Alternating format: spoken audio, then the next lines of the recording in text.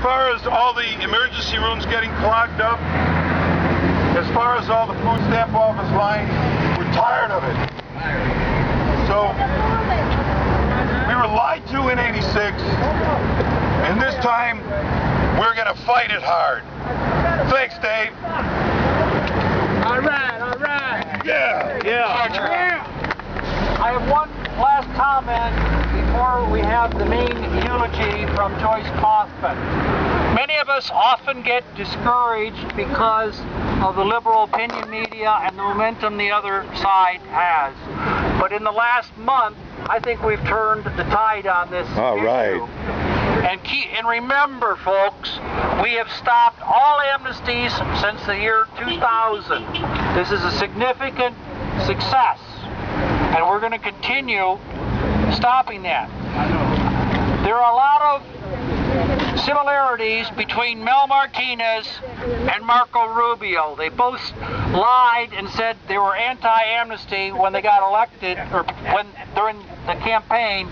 When they got elected, they became a leader of amnesty. I have one quote here that hopefully will give us some more confidence on this. This is from the Chief of Staff of former Senator Mel Martinez. He said, "The longer the issue lingered, the more opposition gained, even though we had a broad base of support.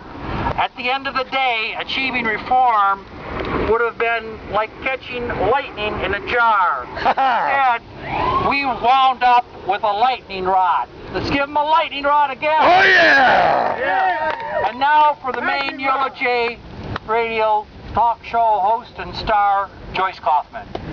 Our goddess!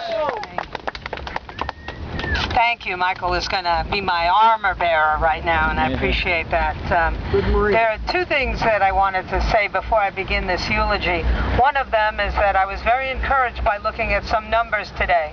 Senator Marco Rubio's approval rating continues to slide. He expected he would receive a tremendous amount of support over this amnesty bill. His numbers are down. He's not looking like a contender for any presidential or vice presidential nomination. Right on. So that's a result of not just those of us who have the courage to stand out, but the quiet people who make the faxes and the emails and the telephone calls to the offices of every senator and congressman. So we have to continue to do that. The other bit of news that I thought was really good was the state of Florida beat back 7 immigration bills that would have given illegal aliens access to driver's license, access to taxpayer benefits. The state of Florida adjourned before they addressed them. Kind of like what Speaker Rubio did, but he adjourned before he addressed immigration bills that would have protected us. So we're moving in the right direction. It's customary on an occasion like this for the one who has the honor to deliver the eulogy to say that we are gathered here to pay our last respects to the deceased. I don't say that today. I say rather that today a grateful nation will pay its respect to Joe Citizen, the great American worker, by continuing the work for which he dedicated his entire life. When we consider that life, these are some of the things that we find. In an age when so many people want to be for the right thing, but they're not able to accomplish the right thing, it is really easy to be for what is right. What is more difficult is to accomplish what is right. He played by the rules.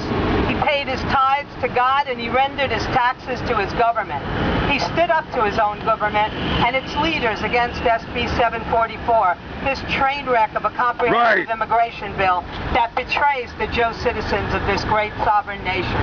And he expected his government to take care of his nation's security and protect his family and his ability to provide for them. The government failed to do that. So he lost his business to companies using low-skilled, low-paid illegal workers. And the final dagger was when his elected leaders, people that he campaigned for, knocked on doors for, betrayed him with the proposal of yet another amnesty and no hope to resurrect his business. Did he die of wage starvation? No. Some do. Did he die of his own hand, ashamed that he could no longer provide for his family? Many do. But no. He died of a broken heart. Yeah. He was tired of being called a racist, unsympathetic, uncaring. Where was his American dream? And he was a man who knew the use of moderation in achieving his goals, but he also knew when to stand up.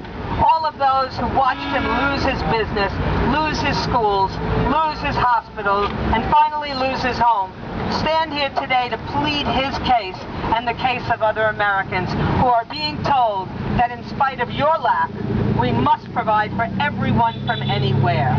What monument do we build to him? He leaves his own monument. Not one, but thousands, hundreds of thousands of men and women in America who want a chance, an equal chance, that they otherwise might never have had, except for what guys like Joe did. They believe in his heart what he lived. So what lesson does that leave for us?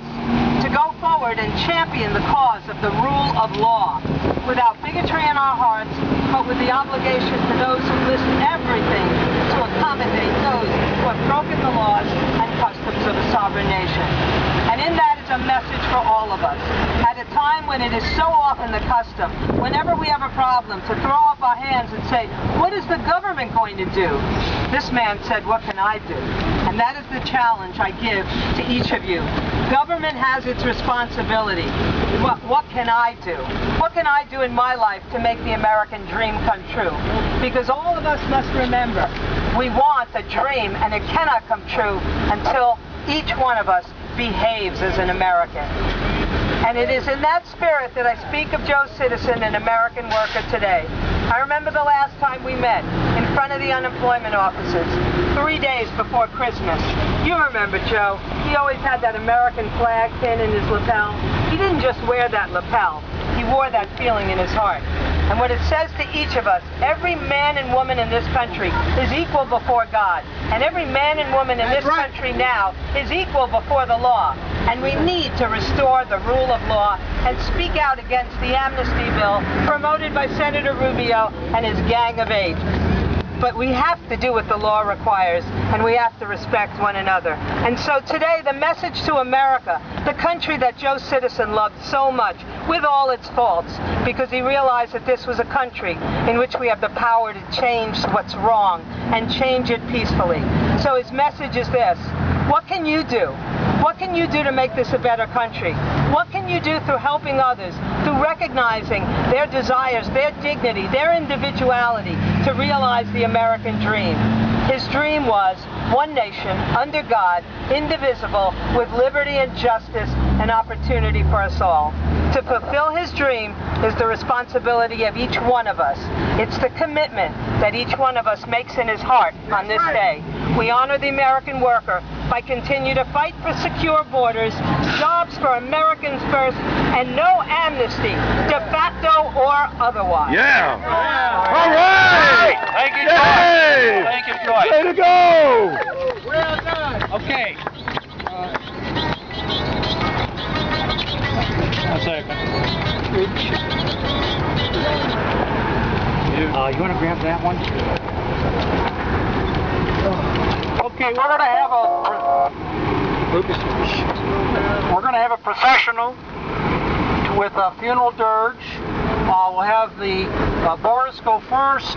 We have a snare drum. Where's the snare drum?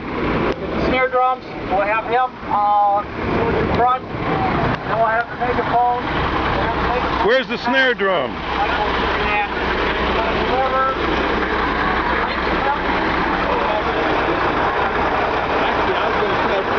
Oh, you got the snare drum. He wants to go down there and start with that beat. Okay. Go down there and start it. 1, 1, 2. It's working good.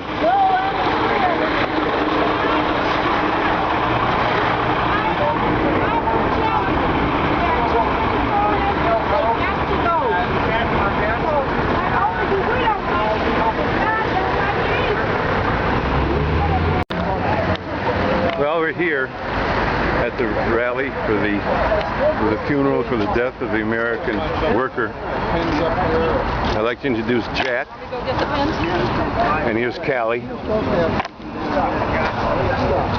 Jack and Callie have a good display here.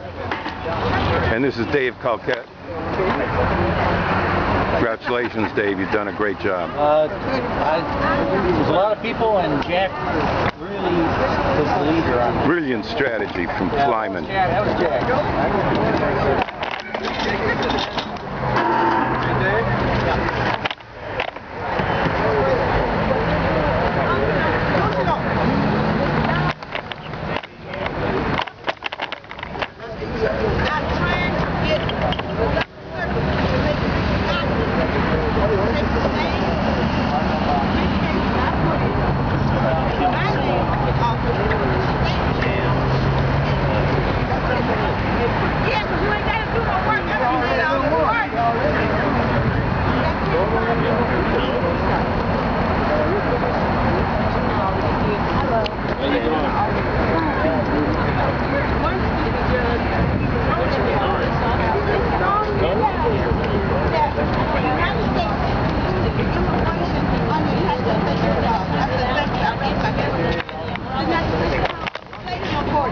The death of the American worker.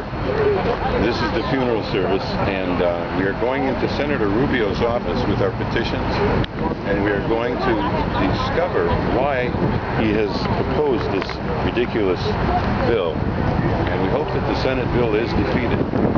So as soon as we have Joyce Kaufman arrive, we're going to start with the eulogy for the death of the American worker.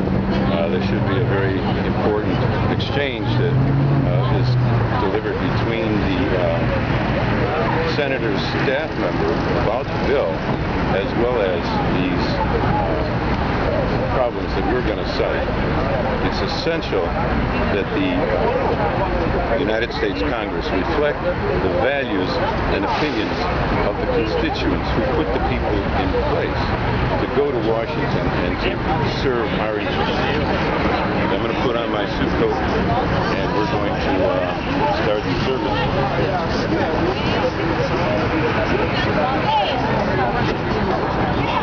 Hello.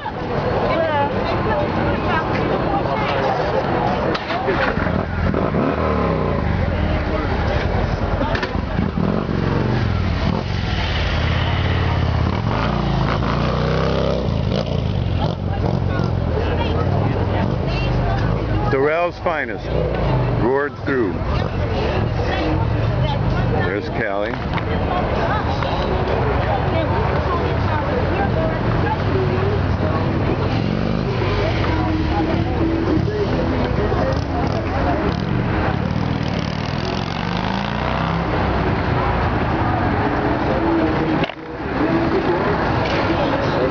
Amnesty man!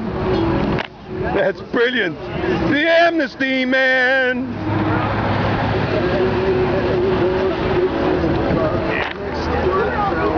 Makes the words sound good.